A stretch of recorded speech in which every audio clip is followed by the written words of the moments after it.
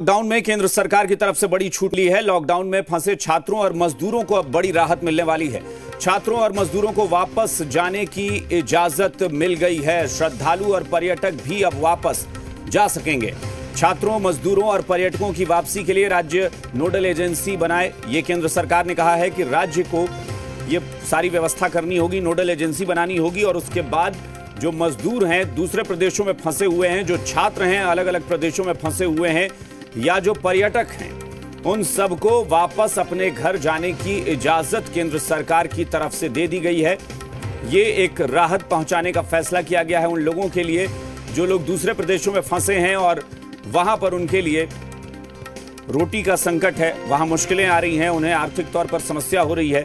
तो ऐसे लोगों को अपने घर वापस जाने के लिए इजाजत केंद्र सरकार की तरफ से दे दी गई है। लेकिन ये सारी व्यवस्था जो है ये राज्य सरकार को देखना होगा। राज्य सरकार को नोडल एजेंसी बनाने के लिए कहा गया है केंद्र की तरफ से और उसके बाद ये सारी व्यवस्था की जाएगी। छात्रों को, मजदूरों को वापस जाने की इजाजत केंद्र सरकार की तरफ से मिल गई है। वहीं जो श्रद्धालु हैं, जो पर्यटक हैं, वो भी वापस अपने घर अब लौट सकेंगे। जो जहां पर पहले से गए हुए थे और अचानक लॉकडाउन हो जाने की वजह से उस जगह पर फंस गए थे, उन्हें अब वापस जाने की इजाजत केंद्र सरकार की तरफ से दे दी गई है।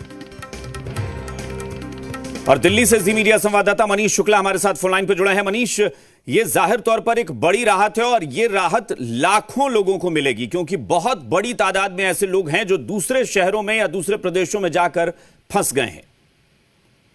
हाँ बिल्कुल, देखिए, लेकिन उसके लिए कुछ शर्तें हैं। जो सबसे बड़ी बात है कि जो गृह मंत्रालय का जो ये आदेश आया है उसमें बात साफ कही गई है कि हर स्टेट को पहले एक अपने नोडल एजेंसी बनानी पड़ेगी। एक सर्टेन जो ऑफिशियल्स हैं उनको अपॉइंट करने पड़ेंगे। वो उस राज्य के एडमिनिस्ट्रेशन से बातचीत करेंगे जहां पर उनके राज्य के लोग, चाहे वो मजदूर हो, चाहे विद्यार्थी हो, टूरिस्ट हो, वो फंसे हुए हैं।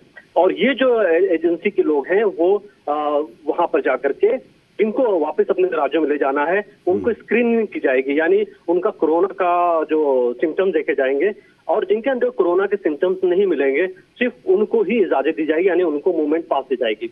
दूसरी बड़ी बात है कि जो ग्रुप में है, जैसे बहुत से मजदूर आप देख रहे हैं जहाँ चाहे गुजरात में हो या अलग स्टेट में, दिल्ली में हो, उन मजदूरों को जो ग्रुप मूवमेंट करना है उनके लिए राज्य सरकारें बसों की व्यवस्था करेंगी।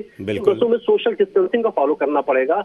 और सबसे बड़ी बात है कि जब ये लोग अपने घर में जाएंगे, अपने घर, अपने एरिया में, होम टाउन में, तो वहां पर हेल्थ मिनिस्ट्री के ऑफिशियल्स दोबारा इनका टेस्ट लेंगे और इनको अगर सब कुछ सही रहेंगे तो इनको कहा जाएगा कि ये होम क्वारंटाइन है, यानी अपने घर में ही ये क्वारंटाइन रहे 13-14 दिन का जो पीरियड है, उसके बाद ये बाकी घर वालों से मिल सकते हैं। तो एक बड़ी राहत है। लेकिन ये भी नहीं है कि सारे लोग इस खबर को देखते ही अचानक घर से बाहर निकल जाएं और उनको लगे कि वो जा सकते हैं, ऐसा नहीं है। इसके लिए अधिकारी जो हैं, जो स्टेट गवर्नमेंट है, उनके अधिकारी अप्रोच करेंगे जहां जहां पर लोग ऐसे फंसे हुए हैं। इनकी जो रिपोर्ट्स है सर्टेन उस राज्य से ली जाएगी। मतलब अगर हम दिल्ली की बात करें तो दिल्ली सरकार से संपर्क किया जाएगा कि किन किन जगहों पर मजदूर रह रहे हैं और उनको कैसे निकालना है। सिस्टम फॉलो किया गया है, लेकिन जाहिर तौर पर इतने दिन से जो मजदूर फंसे हुए थे, विद्यार्थी फंसे हुए थे, उनके लिए, उनके घर वालों के लिए एक बड़ी खबर है। बिल्कुल, जाहिर तौर पर सरकार ने अगर ये छूट दी है तो जाहिर तौर पर एक कायदे के तहत, एक कानून के तहत, एक सिस्टम के तहत, ताकि किसी भी